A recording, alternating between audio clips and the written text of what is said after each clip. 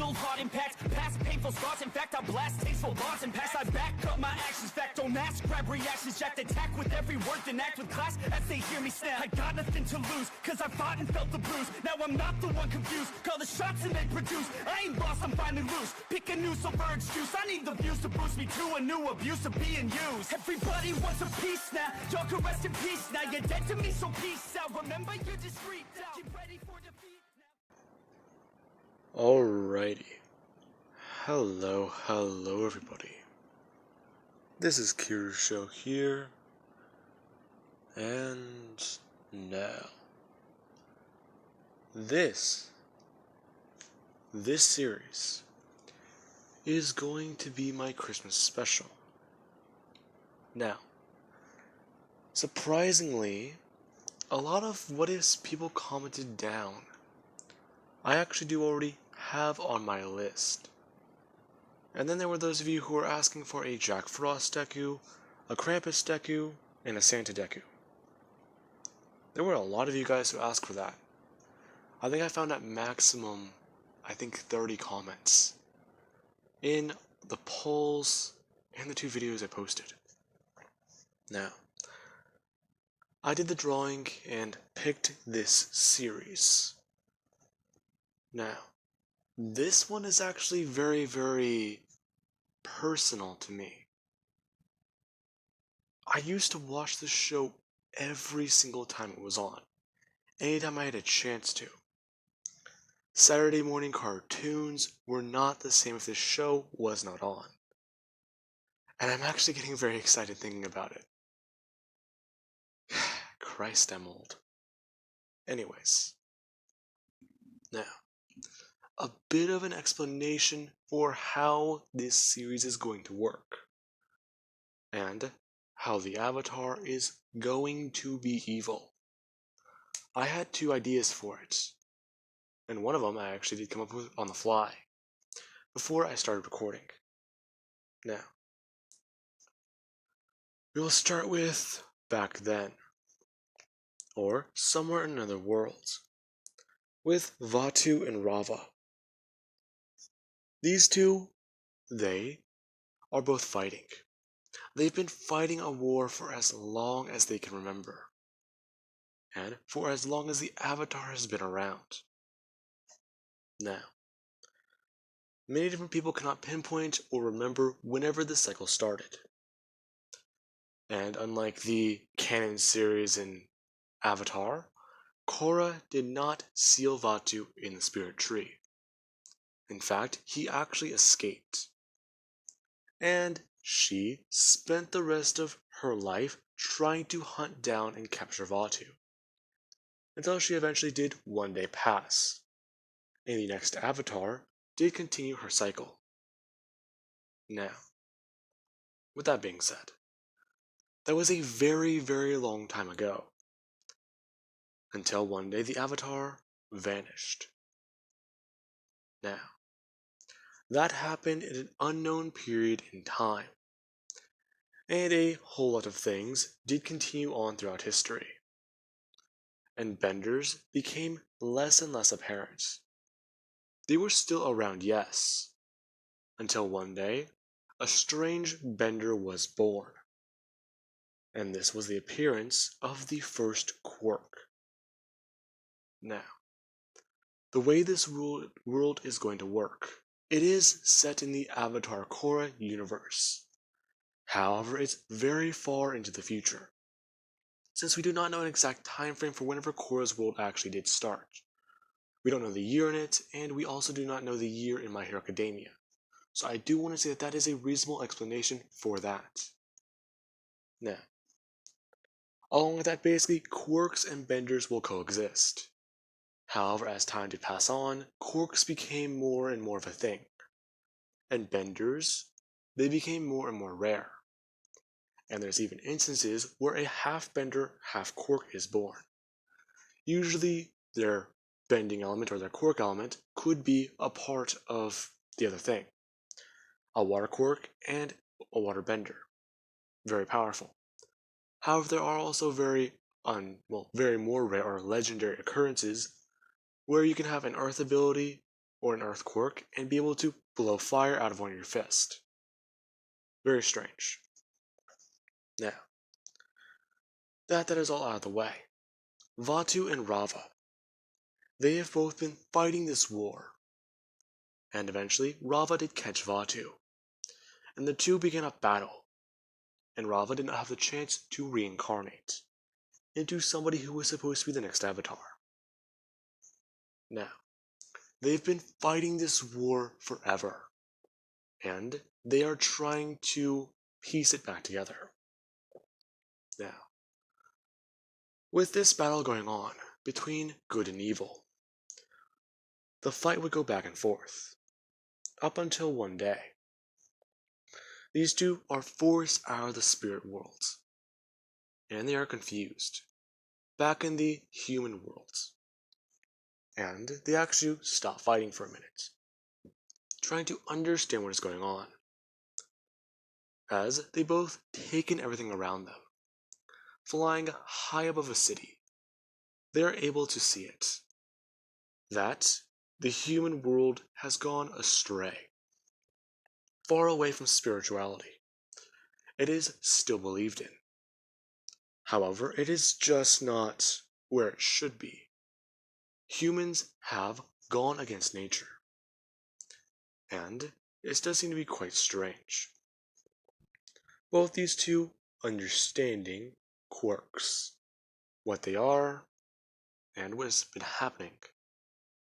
Now, these two actually do continue their battle, until they actually do get forced into somebody. Their battle continued on, until they actually jumped into two different people. And they kept jumping back and forth, jumping into different people and fighting over and over. Their battle destroying a city, until one day they jumped into the same person. And they were stuck. Now, the person they both jumped into was an infant boy. And he has yet to be born. Both these two attaching to and latching onto the soul of a young baby, or an infant in utero, who has not been born yet. Now, this was all quite strange, and as soon as they did do that, Inko had to go to the hospital, because she fell and may have hurt herself, along with her baby. It was found that she was okay. However, something strange is going on. And about a month or and a half later, Izuku was born. Now, whenever Izuku was born, they thought that he might have a quirk, and it was quite strange. However, then there was what happened. The doctor who delivered him. He was actually surprised, as he was holding this infant baby, handing him off to his mother, as Inko actually does see her young child's face. And she actually does go to brush her finger on his cheek. The moment she does, he activates the avatar state. His eyes, nose, and mouth glowing. Inko screaming out in fear for a second, not knowing exactly what this ability is, as the doctors are all dumbfounded. And they all immediately go running out. And later on in that day, it is announced that the avatar has been found.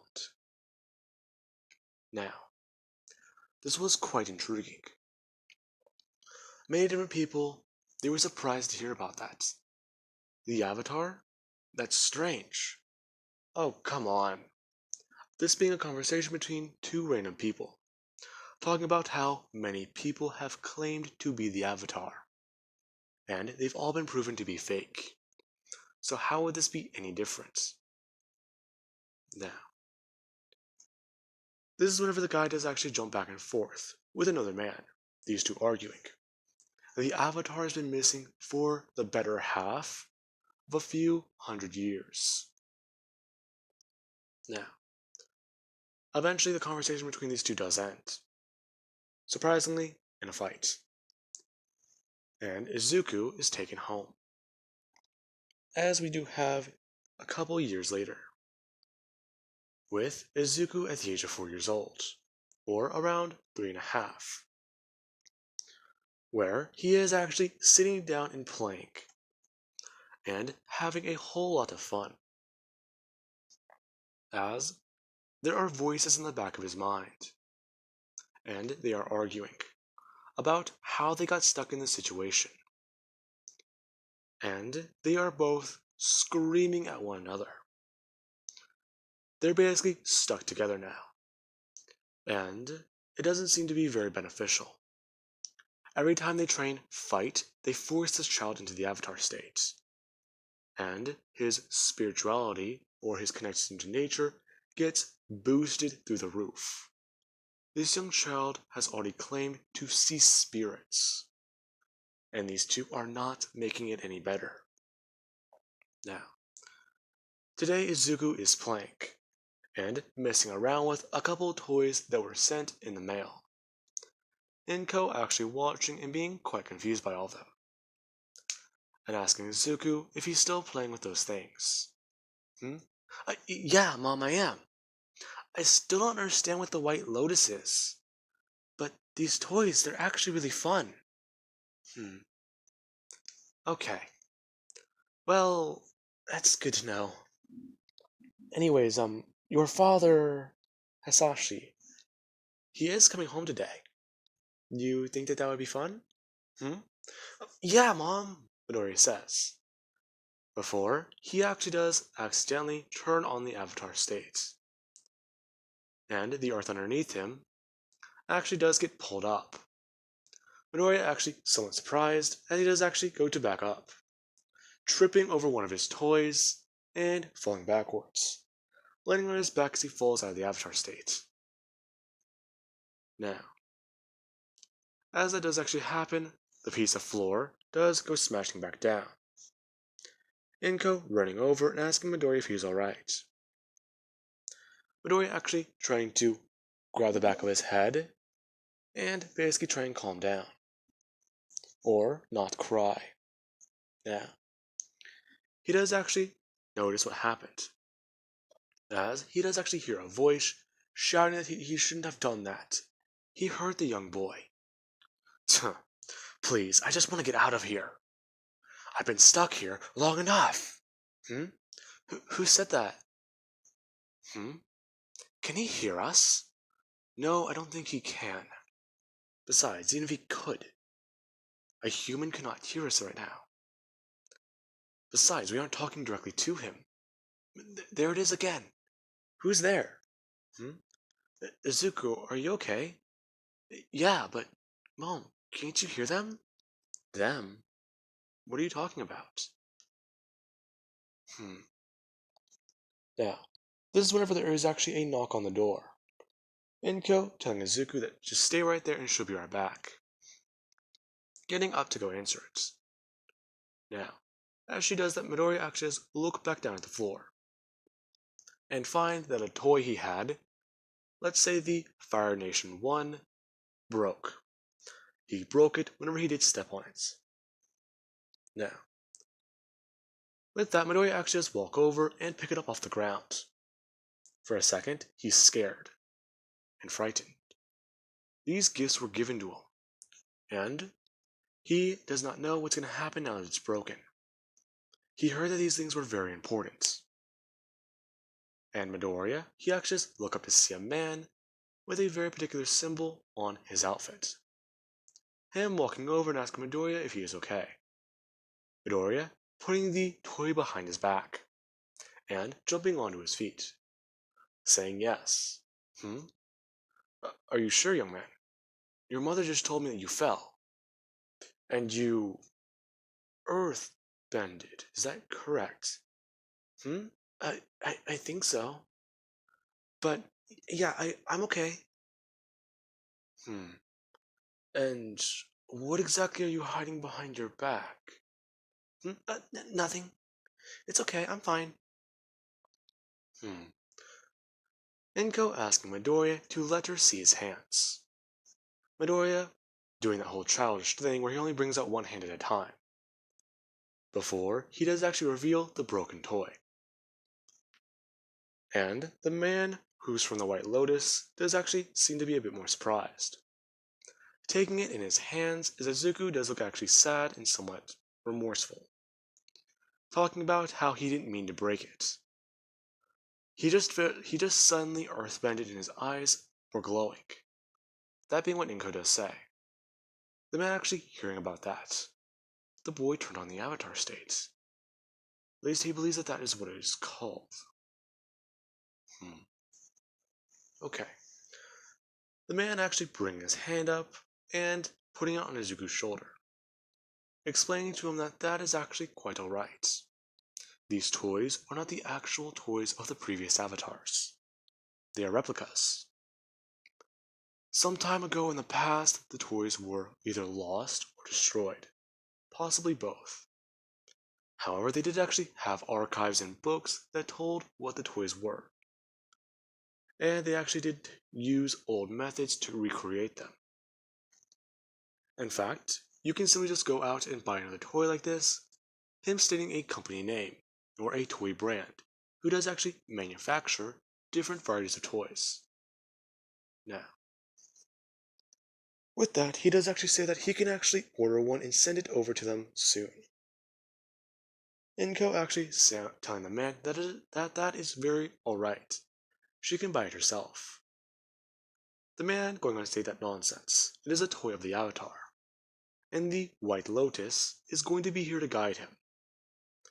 Talking about how they must make sure that the Avatar stays good. And Inko actually is surprised to hear about that.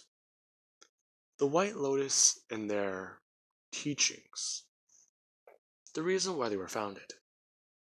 Once the Avatar was disbanded or lost to time, the White Lotus disbanded. And that was whenever the Avatar reappeared that they actually did reform. The man is still somewhat of a believer of the Avatar, and he does find it to be strange. A world where the Avatar could be evil. That does not seem like a possibility. In fact, Midoriya, he would be powerful, yes, but even then, they have pro-heroes. All Might and other ones. Even Endeavor. The man thinking for a second. All Might, he must be an airbender. It would make sense logically. And then there is Endeavor.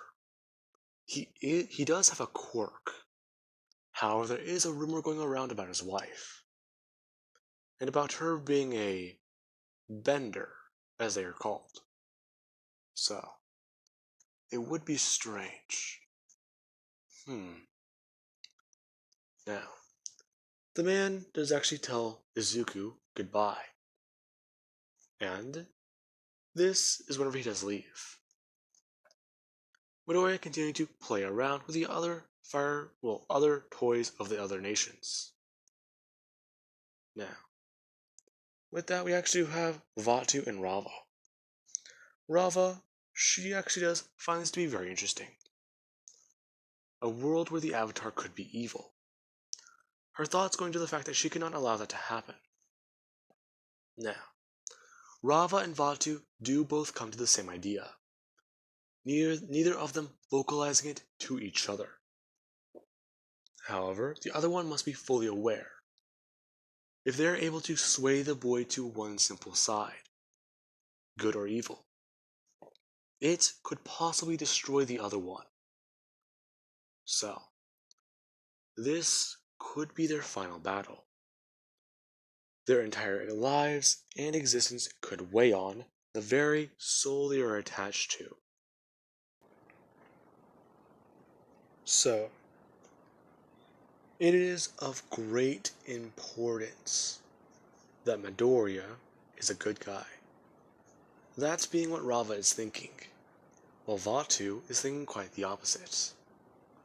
It is very important that this boy is thrown down the path of evil.